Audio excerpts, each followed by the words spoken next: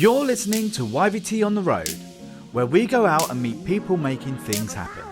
Today we're at How to Have Fun at Work, a training event brought to you by Funny Women, helping businesses inject a little joy into a working day. We caught up with some of the people who were there. Let's hear what they had to say.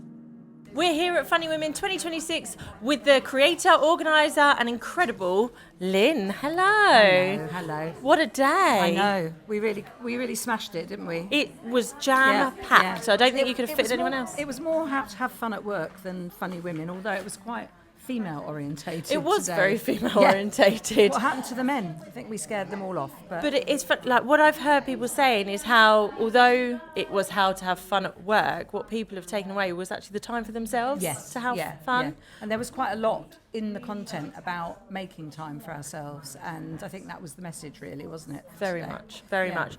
So what is it? Why did you create this event? Well, I actually have 32 episodes of a podcast, which I haven't done since 2022, called How to Have Fun at Work. So the subject floats around in my life.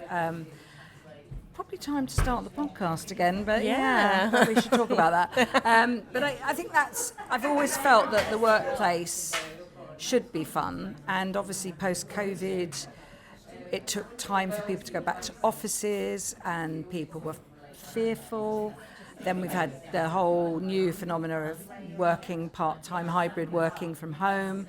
And then I'd hear people like our corporate clients were saying we can't get people back in the office. So that was how it started, actually. We created an event. We did it with Grey London.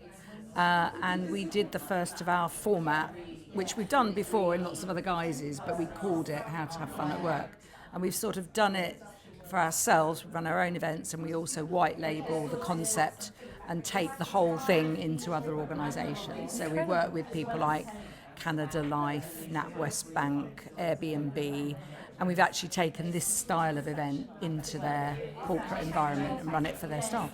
Amazing. So that was mainly why. You talk about humour being a prescription that people need. Yeah. How do you bring humour through into your work? Because it's still quite a load to carry.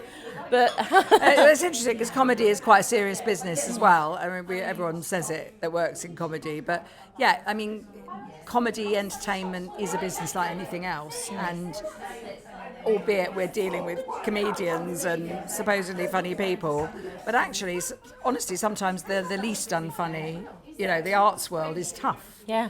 We have lots of issues around funding, which is why this is great, because we get this funded by Medway Council.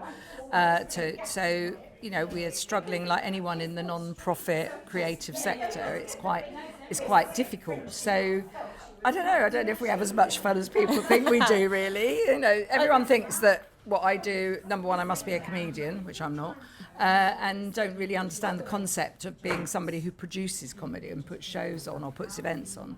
So it's quite a strange, corner to inhabit, really. Yeah.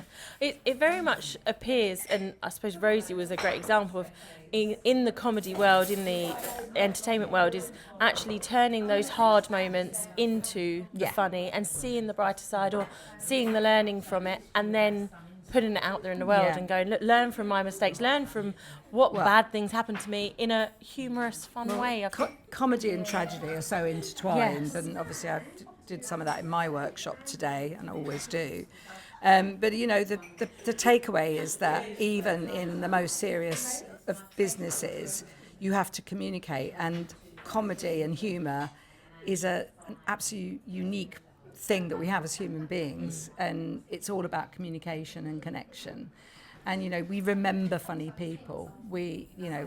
Anything you do that is funny is more likely to stay in your memory far longer than something that's serious or tragedy obviously sticks around as well, but they're very closely intertwined because it's about an experience, and having a sense of humour and a different way of looking at things can really help you, whether that's in your personal life, your professional life. And that's all that comedians do, is they turn a lot of their everyday lives into their story and their, and if you look at a lot of comedy, it does take a narrative of, ups and downs, tragedy, all life is perceived here, So it's that's why I love it, and I think that's the bit that I take away from it. And I just want to see more people using that technique in their business lives. Incredible. Lynn, thank you so much Thank for you. today. It's been brilliant. We're going to Thank grab... you for being amazing too. Oh, thank you. We're going to grab your links and connections so that Yeah. people can connect with you Lovely. and have a look at the other events that you've got lined up as well. Thank you so much. Thank you for watching YVT on the road. If you'd like your video team to come to your event with their video podcast pop-up studio, get in touch with us at yourvideoteam.co.uk/pop-up. Until then, we'll see you in the next episode.